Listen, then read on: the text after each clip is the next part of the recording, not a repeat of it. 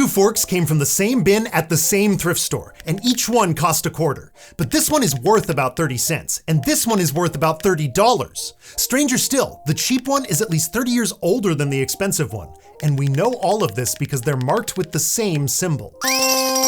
If any of that sounds confusing, don't worry. It's actually pretty easy to understand. In fact, if you want to find your own $30 fork, or even one that's worth a lot more, all you need is to know a little bit of history. See, the hallmarks on the back of the expensive fork tell us that it's sterling silver, that it was assayed in 1928, and that an office in Sheffield, England did the assaying. Basically, the British government tested and stamped it, confirming that it's legal and legitimate silver.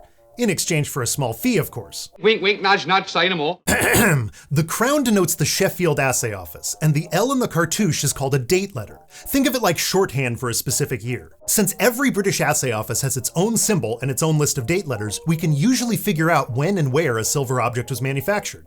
Other countries have their own hallmarks, but since Britons are famous for sauntering in and leaving their stuff behind, British silver shows up all over the place. Well, so much for problems of Britain's industrial reorganization. With all of that in mind, let's address the cheap fork. You'll notice that it doesn't have the mark for sterling silver. That's because it's actually made of nickel silver, which, as we covered in a different video, isn't silver at all. This crown doesn't mean Sheffield either. It's a logo called a maker's mark, but it was meant to mimic a hallmark. Those sorts of symbols are called pseudo-hallmarks. They can look like anything from bulwarks to beavers, but some of them are a bit more believable than others. As a brief aside, you might have noticed that I said than just now, not then.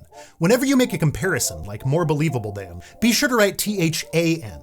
THEN has a few functions, but it's never used for comparisons. Put simply, if you're comparing things, use than, and if you're not, use then. If you remember that, then you'll be a better writer than most people on social media. Oh, shut up! Shut up! Now, the electroplating process was commercialized in the 1840s, but its golden age started in about 1880.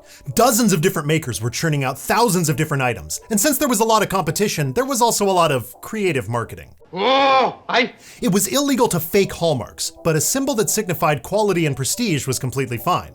And if it happened to resemble a hallmark, well, that was clearly just a coincidence. For a surprisingly long time, versions of the crown appeared on everything, but it was finally banned in 1896. Since then, only the Sheffield Assay Office has been allowed to use the symbol, so this fork was made sometime before then.